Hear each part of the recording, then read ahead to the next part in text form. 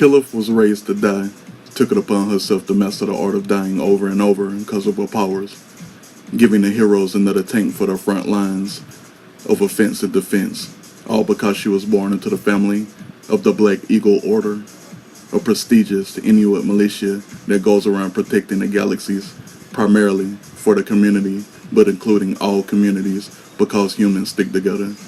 Never leaving anyone behind is their mantra, because everyone will see tomorrow, even if Killith is out there throwing extras correctly at brain matter, cutting the correct fuel line to a gundam, cutting off the oxygen sections of a space station, flying spaceships into one another, or simply using her bare hands to manhandle a giant group of 30 no-good men and women.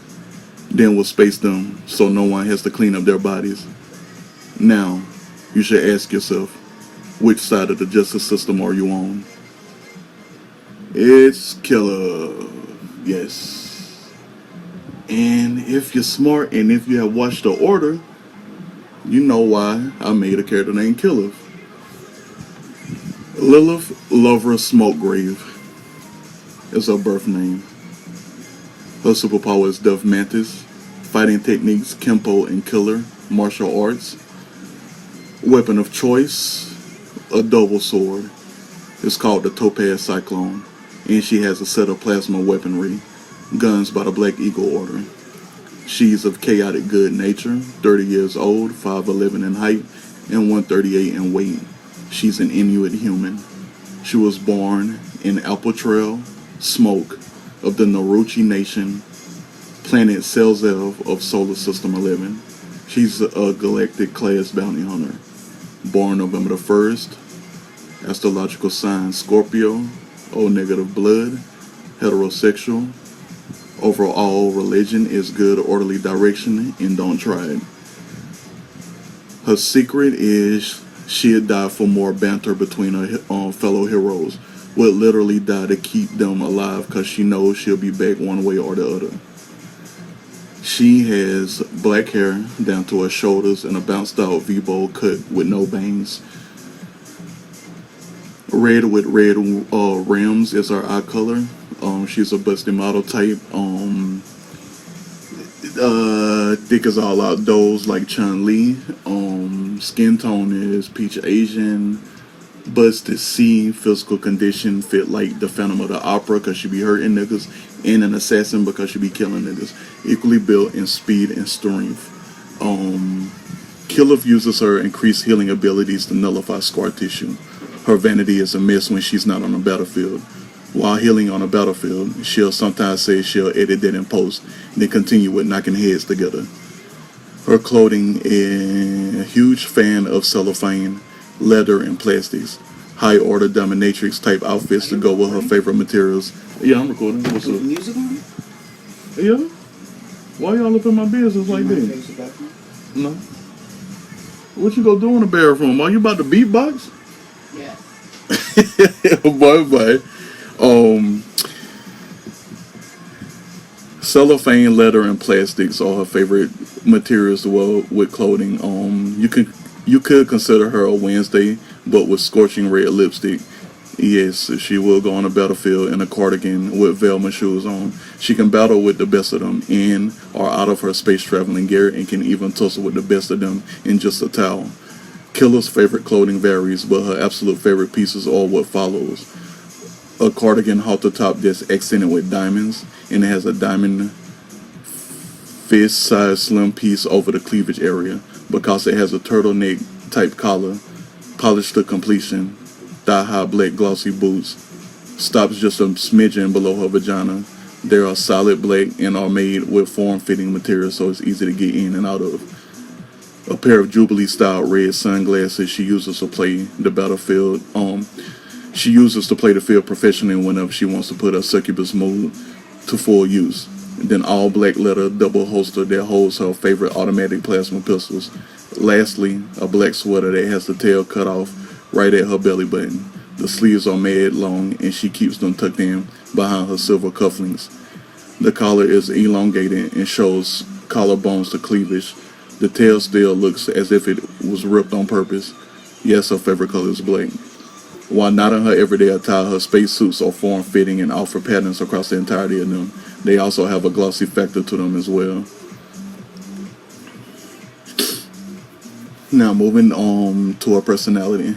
Her likes: the Black Eagle Order, heroes, the ladies, warriorhood, kung fu fighting, partying, morning dates, lunch dates, dinner dates, midnight dates, dating, being booked and busy, putting men in their place, the galactic forces, a challenge, and breaking bread with her mother. Dislikes: waste of space, fears and the act of villainy reaching her mother. Hobbies: abusing her license to kill, power training, martial arts, keeping it respectful, punching men dead in their mouths, dancing, partying, and space racing. Goals: non-specific at the moment. Occupation: she's a galactic class bounty hunter through the Black Eagle Order. The Black Eagle Order is a group of Inuit people that uphold the traditions of Native Americans from Earth Zero. The chapter that's home to the Naruchi Nation acts like the homeland, but equality is across the board because some women like being warriors. In Killith's case, when her mother retired, she took up her style of heroism. No bounds license of kill over a bounty hunting license. After passing all psychic vows to become such a high security clearance hero, she entered the ranks of legends within the Black Eagle Order. She respects the heads as much as they respect her. Favorite food: lobster, beef, deer, mushrooms. Most prized possession: her independence. Her father's gymnastic career was based mostly off of him being able to do everything independently when it came to being the champion gymnast that he was. Had all the galaxies shook in his prime and damn near didn't let go into his 40s. He would preach about the unity of oneself being a stepping stone for the community, instilling in Killith that she won't be a contributing member of society unless she's as powerful as both of her parents combined. She always feels both of her parents with her no matter what.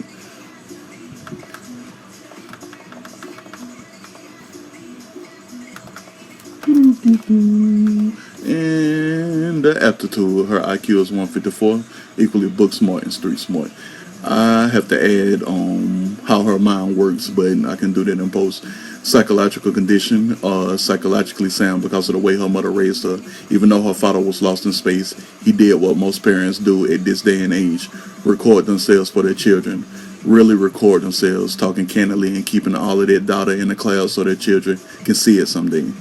Besides that, Killith's father's fame had so much footage of his gymnastics prowess that her father is forever there. Never got to memorize his hold because he died before she was 2 years old. It's because her mother knew that her grief would last forever. Always dealt with the emotional fortitude that would look like glittery Pegasus. Had Killith mentally moving in the right direction her entire life, even after the 4 times she caught men raping nuns in her hometown. Her mother taught her to harness shame, rage, vulnerability, safety, dignity, and all of the emotions behind calming down. Now, her character behavior is radical, composed, strategic, intelligent, protective, and about that life. Her relationships: Solgan Dexeros, a Jewish man in descent that is an interdimensional diplomat, comes from a family that usually works for the governments that are tied closest with the Black Eagle Order. They first met when he was delivering some news to her. It was when she had her first Louise Belcher sees an attractive boy moment. They were supposed to meet up for dinner and get down to some paperwork detailing all of the operations assets they have that are stationed in Leo Yellow, the dimension. He wasn't facing the door when she approached him, but as she sat down, she looked into his eyes to introduce himself. Let me catch my breath. They both smiled in awe as they both fumbled to get their own names incorrect but pronounced each other's names perfectly. It was pure magic as she simply told him about each operations asset that was assigned to Leo Yellow in the dimension. It was the friendliest she has ever been with a heterosexual man. Friendliest. It was all kinds of pure magic as they stared at each other so hard they were into each other before the entrees came. Then every time each other could afford it, they would hop around the galaxies just to meet up. Solgan Dexeros looks like Yanni Gelman, impressively and exactly like him. He has the darkest hair in all of the galaxies Killith has ever seen. It's her favorite thing about him, among all of the other hypnotizing things lovers in love can't get enough of. And all of goodness, with the way they are behaving, and if they keep on living to see another day, they will be married by 40 years of age. Social and other pressure problems. Bad boys make her loves proving she is the baddest in the area and has a hard time not proving when she's not chasing a bounty. Beliefs and morals. As a vessel of the Black Order, oh, wow. It's eagle. The word is eagle. As a vessel of the Black Eagle Order, we will see tomorrow. Positive characteristics, believes in saving everyone, even the bad guys at times, but that's a very thin wire, and she only steps on it if it's a case of taking someone to trial because society wants him, her, it to suffer in prison. Her choices with calling it shot are always for solid reasons. Negative characteristics, she tolerates no bullshit. Wisecracks will get a crack back. Sarcasm is mad rich. And then we go down to the background and current information. Her mother's name is Nyenda Nola Smokegrave. Her father is Nosh Damajero Red. He died at 42 years of age. Her history. Lilith was born into a long-lasting family of warriors, the House of Smokegrave, a glorious family that many superheroes every generation, and the family doesn't extend its blood too much. In Lilith's generation, she was the oldest out of 5 kids by 5 months, and the others were all born at the same time. The other family members decided to not have children, but a community of family raised all 5 to be true super beings. Lilith and her cousins are very powerful and very much in love with space. All 5 of them are elite Black Eagle Order operatives. I don't know why I'm having trouble saying Black Eagle Order today. And her damn characterization sheet is 8 pages long. It's 8 pages long. And Black Eagle Order is in it a lot. But it all began when they could all walk. That's when they learned how to talk to their ancestors, their shadow selves, and to begin power training before puberty. Happily at all times to become as glorious as their beautiful parents. All of their lives, they just wanted to be like their parents. Going on multiple adventures in a week, saving lives, helping villages, saving cities, and space tripping to all kinds of party lands. All they thought was paradise, was figuring out what made their parents smile so fucking heavily when they would get home after an adventure. That answer lied with the exquisite feeling you know a thread has been laid flat. Lilith's first little taste was handling bullies at her elementary school to become Queen Bee by hitting them with that he, while everyone hid when they fell back into a coma state.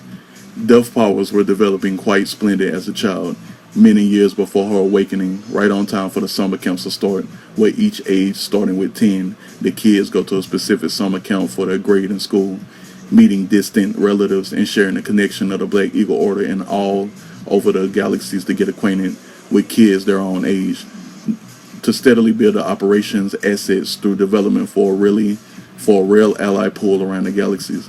This made it so that the ones who don't take up heroism can still aid in the help of keeping the peace. Lilith grew up believing everything her forefathers told her without ever second-guessing anything. She had all of the moral fiber to be a hero by the time she was 15 years of age, was already impressing millions of heroes across the galaxies. She was simply known as the White Eagle because of tornadoes and her way of bringing home in the form of a rebellious team. In a way of bringing hope in the form of a rebellious team. That was all well and dandy for a girl who never grew up feeling her father's embrace. But the bad shit started when she turned 21 years old. That's when she started biting off more than she could chew, learning the hard way that hardened criminals hold no punches for their twisted sense of freedom.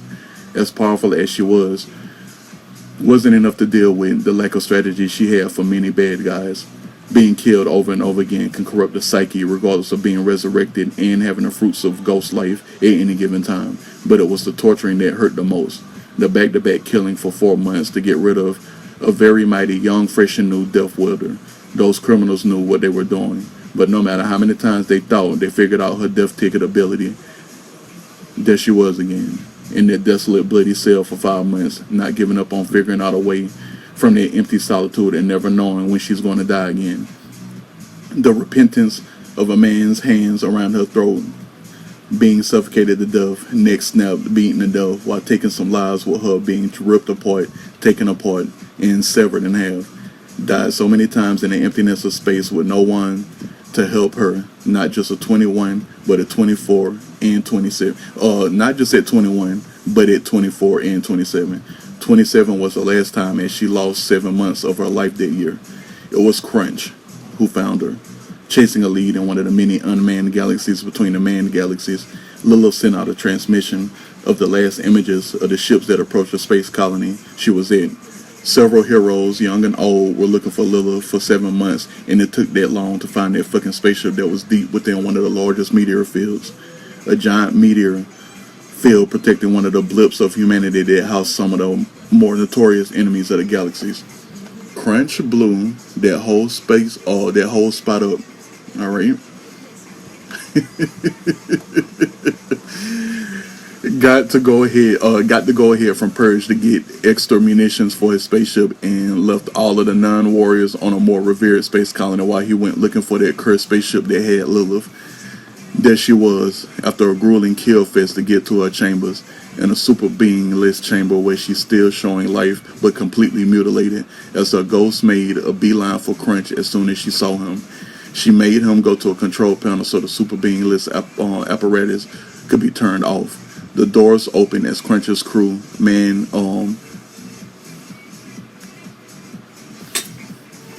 that was supposed to be an E. Alright. It's a good thing you can edit and post, right? But the doors opened as Crunch's crewmen came in after him and were shocked that he quickly, without any flinching, took her body parts and helped them get back together. Lilith rose from death again. They looked Crunch dead in his face to ask him, what the fuck is he? After enchanting him with immortality that won't fail unless he pulls the plug, she took him apart, piece by piece, finger by finger, section of the arm by section, going up the legs as well until she laid him out on an operating table like he did her several times. She picked up his dome, then asked him a simple question: "What the fuck you thought was gonna happen?" Then geared to release his head as she let it float in zero gravity out a chute that would eventually enter space air.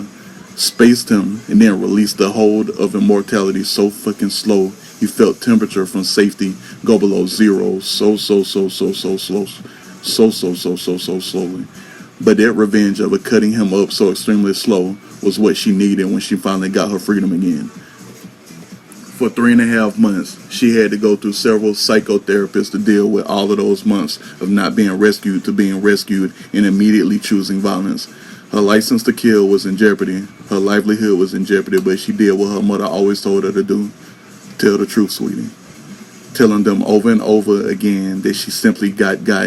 They outnumbered her into submission, and she recounted as many times as she could before she shut down about being killed over and over for 7 months. Then all psychologists of the Black Eagle Order were done evaluating everything to make sure she didn't get twisted out of her mind because of all of the pain. They all ruled she needed a trip to Darland. Lilith wanted her mother to go with her, and they had the time of their lives. But because Lilith was brought to so many versions of hell, they made sure her trip there was extended and she got the sovereign treatment. Darland is the ultimate vacation paradise of pleasure, where a time-sensitive drug of the atmosphere is administered to anyone that visits there. Where they are high on life the entire time until their trip is over and they are magically at the dock with all of their belongings and what they collected while there. Lilith might have died 100 times, but they made sure she won $7 million in the casinos. After that was when she could finally buy out the apartment complex that she wanted her mother to live in forever. In total, Lilith has killed 534. Killith was killed 534 times in captivity the 3 times she was body snatched. She doesn't advise anyone to get body snatched. After the experience, her hardcore nature was duped so intensely, Killith was born. Now the infinity sea of stars has a new protector. Now her home, she lives next door to her mother in her city apartment complex. They live on floor 11, right across from the quadruple elevator hallway. Their doors are right beside each other, and they have a 20-foot hallway to their front door. Spacious apartments with a view of the sunset of the city. But tornadoes doesn't stay with Killith. He lives on a roof which is handled by bird caretakers. because he's so powerful. He can stay hovering at Killith's window whenever he wants her attention for a very long time, and his voice is mad thunderous. It usually doesn't take her long to get to him. Killith keeps the dark apartment, all black everything but the kitchen, so Tornadoes knows when she's home or not. When it comes to her possessions, the Topaz Cyclone, Killith was awarded this legendary weapon when she was 17 years old, over in a Rex Plane dimension, tending to one of the summer camps of the Black Eagle Order. Their summer camp was not a friendly one, as horrible things kept happening in that huge region of the Rex Plane, and that's one of the dimensions. All of the children were safe because there were superheroes at the camp, but when I say a lot happened. It was a month of mighty proportions as the heroes kept the kids in the general region safe from a disastrous series of magical storms, all because 4 mage clans were at war and fucked up reality for an unspecified amount of time. These magical storms were affecting time the most.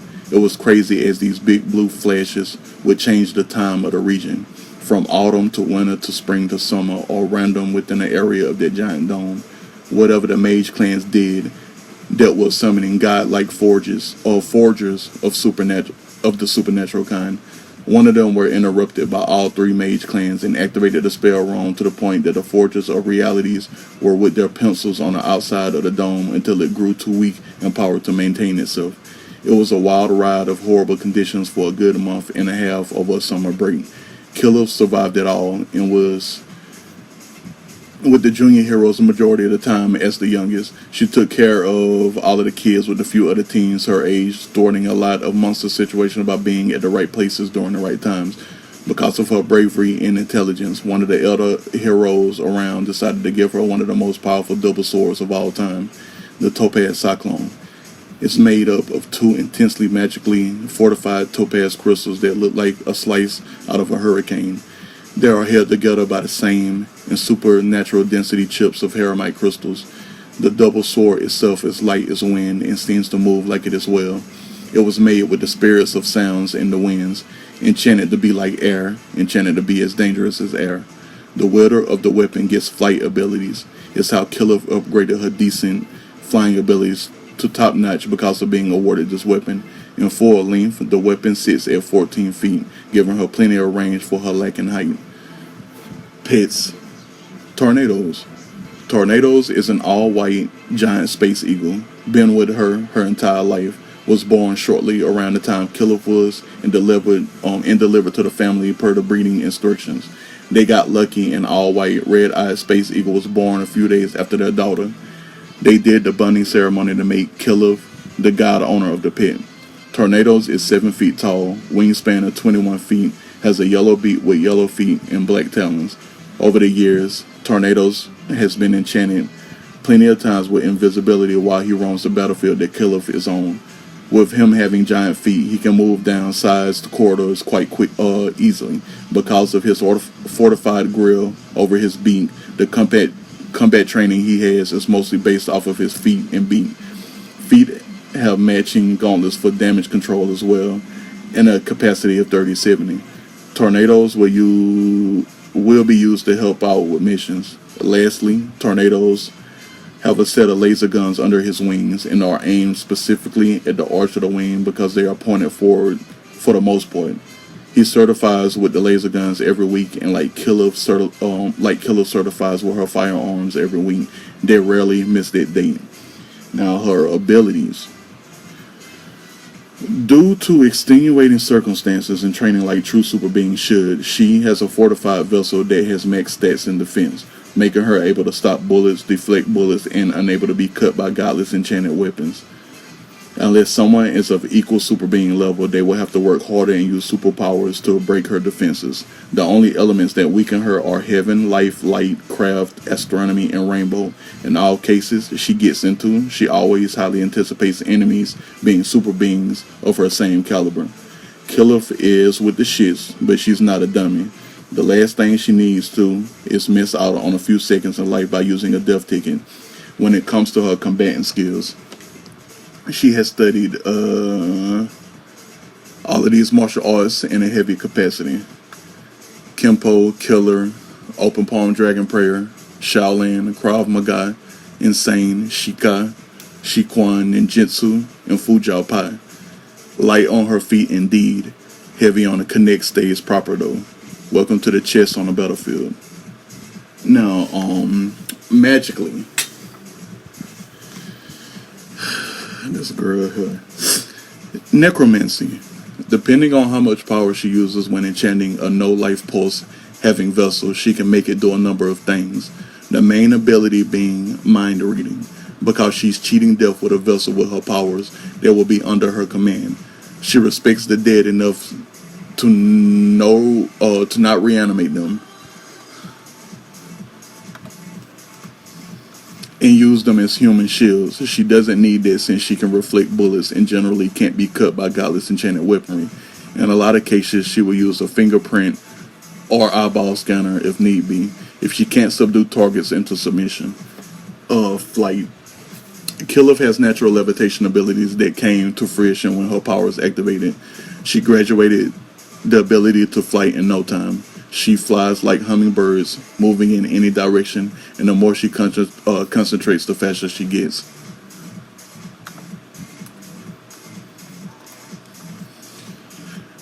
She can get up to 100 miles per hour in flight speed and can lift a ton of weight because of the ability training that carries over to her being able to lift up a ton on ground as well. Enacting invulnerability. Killith can activate long bouts of immortality that will render her death-proof as well as not being able to be knocked unconscious. She has trained it enough to stay invulnerable for 13 minutes and 13 seconds. She can cut off the ability at any time, but she can't activate it again until the same exact time has passed. Invulnerability enchant. In life or death situations, she can enchant her vessel to be rendered invulnerable to anything, ranging from radiation to physical to mental to being buried invulnerable. In this form, she is more of a berserker and can't physically communicate, but can understand everything that's going on. She will more than likely use this one if she's the last one on the battlefield unconscious. Death mode. When rendered dead or unconscious, she will enter a poltergeist form and gains all of her strength as if she's in her vessel. She cannot be seen unless an afterlife wielder or someone with X-ray vision is strong enough to see her. Instead of wreaking havoc, she usually stays stealth, evaluating her next move, at least 7 steps in different directions. If she takes a life while in death mode, she will immediately resurrect.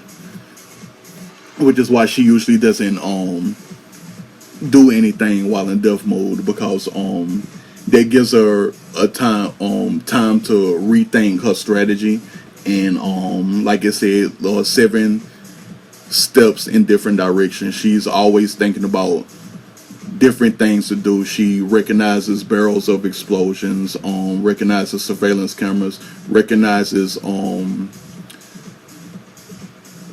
big dense spaceship doors that might need to be closed to help out the fight, or she could use that to crush people. There's all kind of situations, and she always looking for a way out, even before she has the before she mistakenly ends up in death mode. Touch of Death is self-explanatory, and it was the thing that allowed her to put bullies in comatose states as a kid, because she couldn't kill them because her powers wasn't developed all the way yet, but she could knock them all the way out and put them in a coma for days on end. The Succubus Mode. When Killith turns on her Succubus abilities, it begins with her pheromones turning universal in an intoxicating pattern that lures anyone she desires. Any sentient being with a sense of smell will get pulled into her. Her voice echoes and hums like a siren's, and she gets an ethereal glow around her, making her look vampiric in a sense. In turn, allows her to suck the life force out of other vessels with ease from a distance as well. The Death Ticket ability. Regardless of how many times she is killed or obliterated, she can reanimate or manifest in reality again by the graces of death, giving her back to reality unharmed seconds before she was actually killed. Admission amount is limitless. There is a way to stop the Death Ticket ability, but that comes with either death, afterlife, or life wielders debunking her vessel enchant. Killith has been officially declared dead for as long as 24 days before because of her super being bouts, yet she always reanimates eventually because of her kiss with death when she came into her powers. And in my stories, Death is always a male character, and female wielders with Death as a superpower, they either get a kiss from Death, and or the boys get a handshake from Death. And if they don't do it, they don't get the Death Ticket ability. And the Death Ticket ability means they can like make tickets and come back to life every time they die, and they can keep on making tickets however much they please. And that's the reason why Lilith died all of those times while in captivity, because people were trying to kill her. And Death Wielders are generally hunted because of their immortality, and they can do way too much. It's like on Shadow and Bone when that dark dude started cutting people in half with them waves and shit. So she can do that too. But the immortality thing behind Death Wielders, it's a tough thing to deal with, because it'll be explained in the weaknesses. But projectile mastery, Killith can form all kinds of projectiles, because what comes after life, death. Everything comes to an end, and Death can abuse that to formulate massive amounts of projectiles. Whatever she desires as the form, Death comes out as. In a lot of cases she will use full body forms for massive life-threatening energy to hit its target or orbs, because they can be controlled even when not hovering over her palms. Rays and beams are her most formidable forms of releasing energy, but that's mass detrimental energy she doesn't like to use. She can get the same effect from punching someone in the mouth. That's her preferred method of fighting, but to be an all-around warrior, she is proficient in all strategies of projectiles. Projectiles will come in colors of black or red, and the mesh between the two, granting immortality. It takes a lot of energy for her to duplicate herself in a substitute way, but this allows her essence to protect the vessel from dying. If she has to save somebody on her bounty, she will reserve as much energy as possible to how many victims she can. Anyone under this essence will copy all of her DNA, RNA protection that comes with Death, the superpower. Now, the transformations, she has 3. Her mantis hybrid form. In short, she looks like a black mega Sizor with gloriously bigger wings that glimmer in white glitter and are as sharp as her scythes. But it's the red giant mantis eyes that look like clear signs of the devil. Her eyes have glowed in beautiful hell glow. Delete a word real quick. Her eyes glow in a beautiful hell glow since she first transformed into her hybrid form.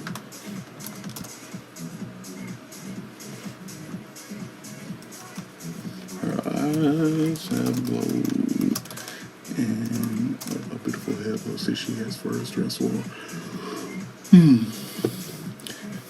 A smoke that covers the entirety of both eyes and is the only thing you'll see in a dark room if she wants you to. Because of her death powers, the sharpness of the wings and scythes are the same as the Grim Reaper's scythe, cutting for excellence to the point a spaceship will be at risk.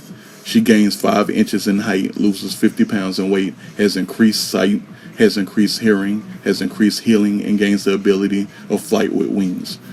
The full mantis form. When activating this ability, her hybrid form shows no human form whatsoever. She enters the body of an adult mantis.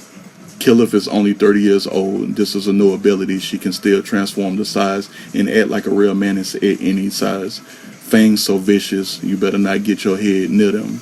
Better not. Out there with an alien head and all of a sudden turn into a 20-foot mantis just to devour somebody. Once so far, just once. Harmless, right? Gains the same additions and attributes, but against the abilities of perfect insect harmony. Language and swarm assembling.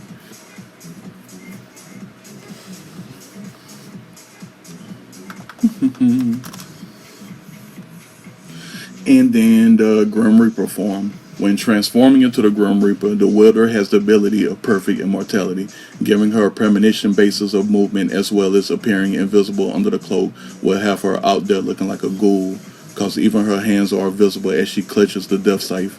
In a lot of cases, her red glowing eyes will peer from under the hood to bring even more fear to situations, but she opted the death scythe for her double sword years ago.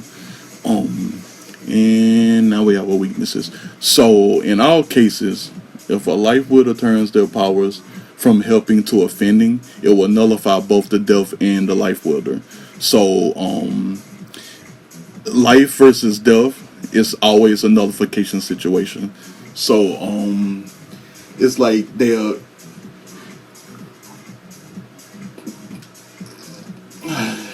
be using their powers energy in a detrimental form, because life can form blades of energy and cut up people too and drain them of their life and convert it to the life wielder. So while death and life are going head to head, it will literally nullify their DNA and RNA, and they will become super beings, but not with the ability to activate their powers. So for a limited time, life and death wielders cannot use their superpowers around each other if they try to fight each other. Like Killith and Dalizzle on a battlefield at the same time, if Dalizzle is healing Killith, it will not nullify their powers. But if Killith, like if their powers meet, like if they connect, like if they both have energy balls and they connect, the explosion from it will create a field and it will burst out. And if they're in that field, that's when their powers get nullified. Rendering them a long time unable to activate their powers for their well-being, rendering all immortality and healing gone, allowing them to be killed by natural causes. In the other cases, she doesn't have tons of elemental defenses. Her strategies will take care of defending herself in such fights. Radiation energy is nullified for the most part, but super beings with those powers can turn up the notches easy against her defenses. So all in all, Killith is like her code name, a killer, and the licenses to kill are about as far in between like it is on 007. Not a lot of organizations give them out and whatnot, but the Black Eagle Order is known for cultivating assassins and killers that always make the right moves. And because the utopia of it all is to keep the peace, they are very easy with giving out the license to kill, because there are situations where you can tell when somebody is about to do some evil shit, right? And a lot of the times when I was in the army, they used to say that I would rather be judged by 12 than carried by 6. And you know, villains have a knack of killing hundreds of people at a time. And you know, what if I just wanted to go to the grocery store and get my shit and come home, and all of a sudden somebody decides to blow up a 20-mile radius? If you see something, do something. It ain't no say something, it's do something. And there are millions of heroes and millions of villains. There are millions of super beings, and they don't have to be heroes or anything, but if you have enough power, you can stop somebody without them reacting. And in a lot of cases, superpowers are very fucking quick. So especially light, because you know how light travels, and the people with them light superpowers, they be blasting people and be hurting them. It's Killith may not have no light powers, but she got them blades of death they be shooting out and slicing people in half. And sometimes that's all it takes. And you know, if they ain't up to no harm, they get resurrected. But at the same time, you want to like protect the peace as much as often, because sometimes it's traumatizing, and no matter how powerful a psychic is, they might not be able to erase their memory. Because even though the brain is a work of art, that art be working at this. And I think you know what I mean. So, Killith situation, dead ass. When they called Lilith Killith on the order, I was like, I have to make a character named Killith. I have to somehow, someday, I have to make a character named Killith. So when the opportunity struck to make up more characters for the Crimson Collective, Killith was one of the first ones made, and so was Dalizzle, and everybody on that second image. Okay, I want to tell you real quick, everybody who was made immediately, because they be a lot of characters with.